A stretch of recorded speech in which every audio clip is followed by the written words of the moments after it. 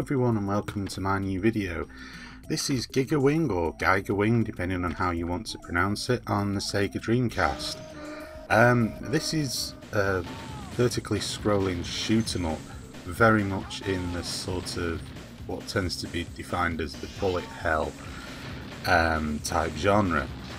Things start out relatively easy and straightforward, as you can see, but when the action hots up, it really does hot up, and it can become quite difficult to avoid enemy fire. In fact, sometimes it can be quite difficult to even see the enemy fire.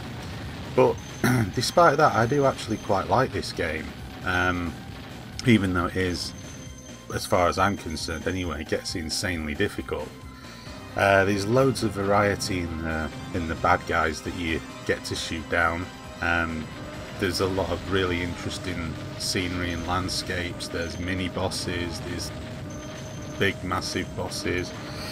I haven't really got that far into the game, to be perfectly honest.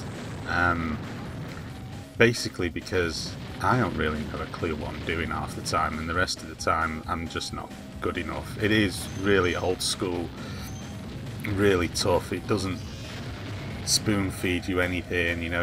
Like I say, I mean, some of the enemy bullets can be quite small and difficult to see when there's loads going on the screen, so you really do have to be vigilant. And you know, sometimes I think the airplane, whatever the hell it is you're controlling, spaceship, I don't know, can be a little bit slow in moving. It can make it a bit difficult when it's one of those games where you really can't afford to lose your power-ups, I guess.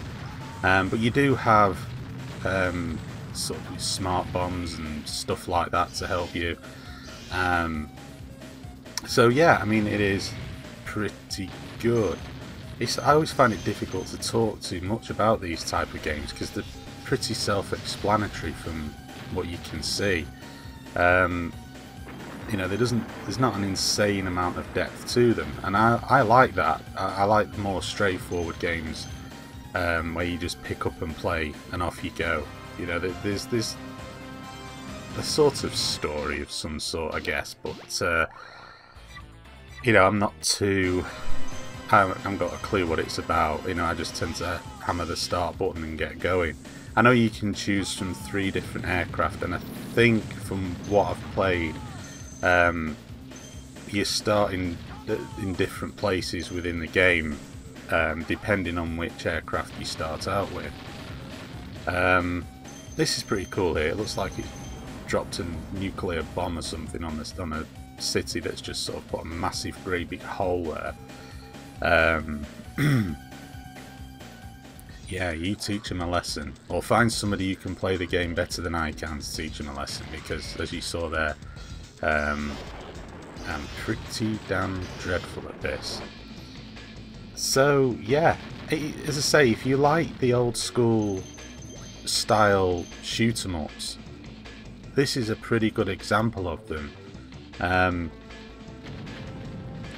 It's the kind of thing you don't really see too much of these days outside of direct download on modern consoles.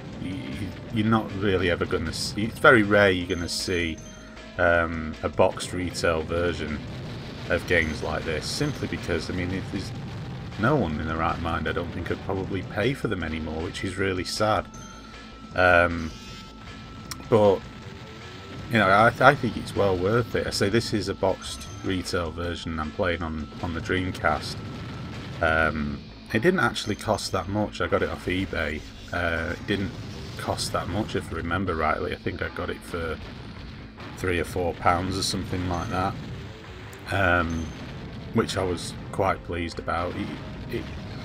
Sometimes you can pick up a real bargain on eBay, and sometimes you can get your eye wiped. Especially if you get drawn into a bidding war at the end of an auction. You know, you do have to be a bit careful, but I think it wasn't a rare game, I don't think. I do see it for sale quite often, so you know, and I don't really know whether people rated it or not. Again, with not having a Dreamcast when it first come out, I didn't really pay attention to what scores the games were getting, aside from obviously games like Shenmue and stuff like that, which had massive scores. But for games like this, I didn't really, I haven't got a clue. So I'm just basing this purely off my own gameplay and experience with it, and I think it's cool. I think it's good. I think if you can pick it up at a decent price, and if you're into these type of shooters, it's well worth checking out. The graphics are nice.